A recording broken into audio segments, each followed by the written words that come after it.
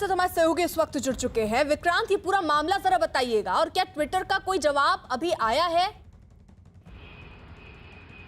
देखिए, इस मामले में ट्विटर का जवाब बिल्कुल आया है। ट्विटर का ये कहना है कि हमने जो भारत सरकार के नियम है उसके तहत नियुक्ति कर रहे हैं और हम भारत सरकार को उसकी जानकारी दे देंगे। लेकिन ये मामला इसलिए सब बड़ा महत्वपूर्ण है क्योंकि जो उत्तर प्रदेश पुलिस की कहानी है वो ये साफ साबित करती है कि इस मामले में उस तरीके का सांप्रदायिक एंगल नहीं था जिसे लेकर के ट्विटर पर कई लोगों ने आपत्तिजनक गैरकानूनी ट्वीट किए, उसे गलत तरीके का रंग देने की कोशिश की। इसी कारण ट्विटर के खिलाफ भी एफआईआर दर्ज की गई है और ये इसलिए महत्वपूर्ण है कि ये पहला मामला होगा जब किसी सोशल मीडिया कंपनी के खिलाफ एफआईआर दर्ज की गई हो, क्योंकि सोशल मीडिया कंपनीज को अभी तक इंटरमीडियरीज माना जाता था जिन्हें कानून में एक रक्षा मिली हुई थी कि उनके खिलाफ एफआईआर दर्ज नहीं हो सकती। लेकिन इसके लिए सोशल मीडिया कंपनीज को भारत सरकार के जो नए आईटी नियम थे उसका पालन करना था।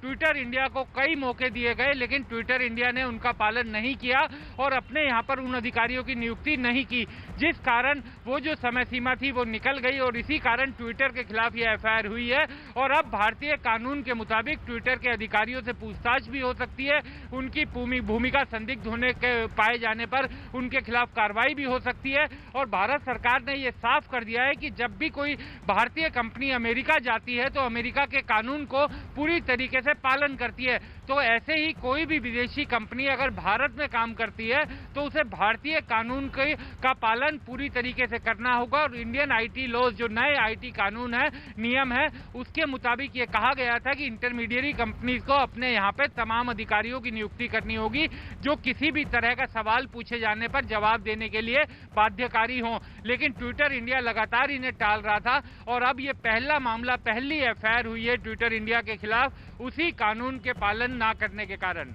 ठीक है, आप रही जरा साथ, अजीत भी जुड़ चुके हैं, उनके पास भी कोई अपडेट है। अजीत, देखिए, बिल्कुल जिस तरह से ट्विटर पर एफआईआर हुआ इसमें 9 लोगों का नाम बाकायदा लिया गया। चूंकि गाजियाबाद की लोनी में चूंकि सांप्रदायिक सौहार्द बिगाड़ने की कोशिश की गई थी और बाकायदा इसके लिए सरकार की तरफ से चेतावनी भी ट्विटर को दी गई थी, लेकिन फिर भी इसके बावजूद जब सांप्रदायिक सौहार्द बिगाड़ा गया तो गाजियाबाद के लोनी थाने में एफआईआर देर रात हुई और मुख्यमंत्री के निर्देश के बाद गृह विभाग ने बाकायदा इसकी रिपोर्ट मांगी थी और एसएसपी गाजियाबाद की तरफ से फिर ये उनके थाना प्रभारी लोनी की तरफ से मुकदमा बाकायदा दर्ज कराया गया। 9 लोग हैं जिसमें ट्विटर आईएनसी और ट्विटर इंडिया प्राइवेट लिमिटेड यानी दो एफआईआर ट्विटर के खिलाफ हुई। 2 लोगों को उसमें रखा गया, हालांकि उनके पते को अज्ञात किया गया और 7 लोग जो गाजियाबाद के हैं, उस इलाके के रहने वाले हैं, जिन्होंने सांप्रदायिक सौहार्द बिगाड़ने की कोशिश की, उनके खिलाफ एफआईआर किया गया और कहा गया कि जो भारतीय आईटी एक्ट है उसके तहत कार्रवाई होगी और उसके नियमों का अनुपालन करना चाहिए था। जैसा कि हमारे वरिष्ठ सहयोगी विक्रांत बता रहे थे कि बाकायदा कई बार सरकार की तरफ से चेतावनी दी गई थी लेकिन माना नहीं गया। किसी भी इस तरह का जब कोई मामला होता है तो लगातार लोग सोशल मीडिया पर टिप्पणियां करते हैं, तो जिस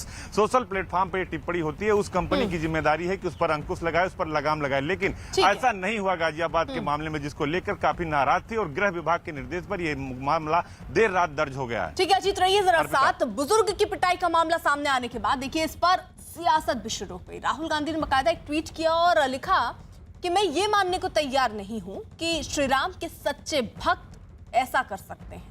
ऐसी क्रूरता मानवता से कोसों दूर है और समाज और धर्म दोनों के लिए शर्मनाक है।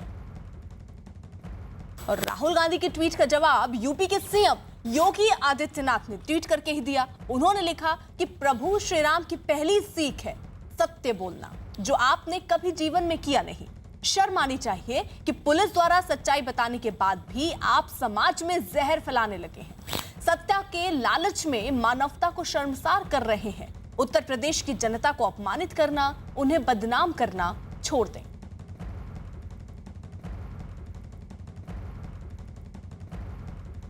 वहीं केंद्रीय मंत्री हरदीप पुरी ने भी राहुल गांधी पर पलटवार किया। उन्होंने राहुल गांधी पर योगी आदित्यनाथ के ट्वीट का जिक्र करते हुए लिखा कि करारा जवाब। राहुल गांधी ध्यान दें, सत्य राजस्थान के कूड़ेदान में है जहां वैक्सीन फेंकी गई, पंजाब के उस फर्जी बैंक खाते में है जहां वैक्सीन मुनाफाखोरी की रकम जमा हुई। दिग्विजय के 370 के बयान में है कांग्रेस का सत्य दलित विरोधी रवनीत बिट्टू है, असत्य ही कांग्रेस का सत्य है। विक्रांत, देखिए आप तमाम ट्वीट देख रहे हैं हम, और उसको लेकर पलटवार की जो प्रक्रिया वो भी शुरू हो गई है। देखिए, जिस तरीके से ये मामला बढ़ा था जो गाजियाबाद लोनी का था, इसमें हालांकि जो शुरुआत में बात आई थी, जिस तरीके से बात अफवाहें फैली कि एक सांप्रदायिक इसमें एंगल है, उसी को आधार बनाकर बड़े पैमाने पर ट्वीट हुए, बड़े पैमाने पर जो स्थानीय आपस में एक दूसरे से खबरें फैलाने लगे।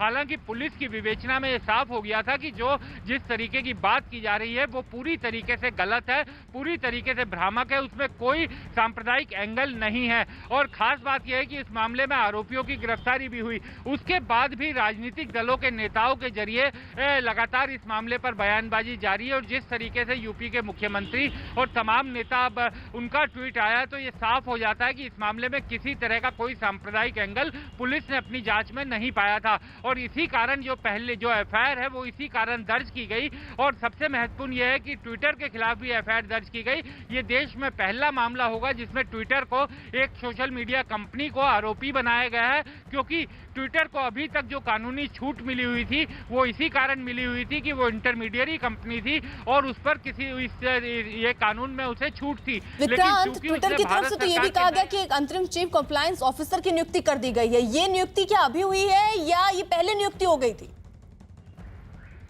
देखिए, ये सफाई उनकी तब आई जब गाजियाबाद के लोनी में एक एफआईआर उनके खिलाफ दर्ज की गई जिसमें उन्हें आरोपी बनाया गया, जिसमें उन्होंने ये कहा कि इंटरिम नियुक्ति कर दी गई है और उसकी सूचना भारत सरकार को दे दी जाएगी। जबकि उसकी तारीख निकल चुकी है। ट्विटर इंडिया से 3-4 बार भारत सरकार ने पत्र लिखकर कहा कि आप अपने अधिकारियों की नियुक्ति कीजिए, उनके नाम। ठीक है अजीत, कितने लोगों पर टोटल ये एफआईआर दर्ज हुई है? इसमें क्या ट्विटर के कोई अधिकारी भी हैं जिनके खिलाफ एफआईआर दर्ज हुई? देखिए, बिल्कुल इसमें ट्विटर के 2 लोगों का अधिकारियों के नाम है। एक ट्विटर INC करके एफआईआर दर्ज हुआ और दूसरा ट्विटर इंडिया प्राइवेट लिमिटेड के नाम पे। यानी कि 2 लोगों को इसमें अभियुक्त बनाया गया है। अब वो इस पुलिस विवेचना के हिसाब से उनके नामों को इसमें शामिल करेगी। लेकिन टोटल एफआईआर 9 लोगों के नाम है। इसमें जुबैर अहमद, राना अयूब, सलमान निजामी, मस्कूर उस्मानी, डॉक्टर समा मोहम्मद, सबा नकवी के साथ साथ ट्विटर INC और Twitter communication India private limited के खिलाफ ये मुकदमा दर्ज हुआ। और धाराएं आपको बता दें अर्पिता, काफी गंभीर धाराएं लगाई गई पुलिस की तरफ से। 153 यानी देशद्रोह की भी धारा इसमें लगाई गई है। इसके साथ ही 295, 505, 120 भी और जो धारा 34 है IT एक्ट की, उसके तहत एफआईआर दर्ज हुआ। यानी अब इनका बचना थोड़ा मुश्किल होगा क्योंकि सरकार ने गंभीर धाराओं में मुकदमा पंजीकृत किया, क्योंकि कई बार चेतावनी देने के बाद ट्विटर की तरफ से कोई कार्रवाई नहीं की गई। लिहाजा देर रात उत्तर प्रदेश के गृह विभाग के निर्देश के बाद गाजियाबाद के जो लोनी थाना प्रभारी हैं, जो चौकी इंचार्ज, उनकी तरफ से यह मुकदमा दर्ज किया।